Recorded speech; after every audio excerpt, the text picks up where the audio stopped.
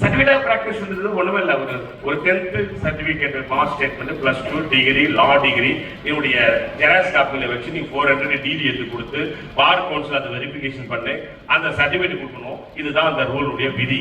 நம்முடைய bar council election 2017 நடக்கும் பொழுது கிட்டத்தட்ட 53,000 பேர் அதுக்கான சர்டிபிகேட் ஆஃப் பிராக்டிஸ் கொடுத்தாங்க. அதனுடைய வெரிஃபிகேஷன் பெண்டிங் இருக்கிறதுனால சர்டிபிகேட் கொடுக்க விரும்பல. இல்ல, அதனுடைய ப்ராசஸ் இருக்கு. இன் பிட்வீன் அந்த 5 இயர்ஸ் ரூல். எவ்ரி 5 இயர்ஸ் மறுபடியும் நீங்க சர்டிபிகேட் தர தேவையில்ல, 400 டிடி எல்லாம் தர தேவையில்ல. ஒன்லி சர்டிபிகேட் ஆஃப் பிராக்டிஸ் உடைய ஃபார்ம் வெப்சைட் இருக்குது, நீங்க டவுன்லோட் பண்ணி அதுல உங்களுடைய பெயர், விலாசம், நீங்க எங்க பிராக்டிஸ் பண்றீங்க, எங்க அசோசியேஷனுக்கு ஓட்டு கொடுக்க போறீங்க, எங்க பார் கவுன்சிலுக்கு ஓட்டு கொடுக்க போறீங்க அப்படின்ற செய்தியை மட்டும் தான் நீங்க அதை ஃபில்அப் பண்ணி கையெழுத்து போட்டு உங்களுடைய பார் தலைவர், செக்ரட்டரியுடைய சிக்னேச்சரோட நீங்க எங்களுக்கு வெப்சைட் அனுப்பணும். அதாவது கொரியர் அம்சம் போடுமானது ஏதாவது ஒரு வகையில பார் கவுன்சில் சேரணும்.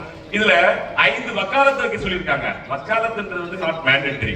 இ கோர்ஸ் இல்ல காஸ் லிஸ்ட் ஆர் அதர்வைஸ் இல்லவே இல்ல. நீங்க அட்லீஸ்ட் ஒரு வழக்கறிஞர், நீங்க ஜூனியர் வழக்கறிஞர் போதும், அந்த மூத்த வழக்கறிஞர் ஒரு லெட்டர் பட்ல என்னடா இவர் இருந்தாரு, வக்காலத்துல இவர் பேரு இல்லன்னு நீங்க ரெக்கமெண்ட் பண்ணா கூட நாங்க அக்செப்ட் பண்ண தயாரா இருக்கிறோம்.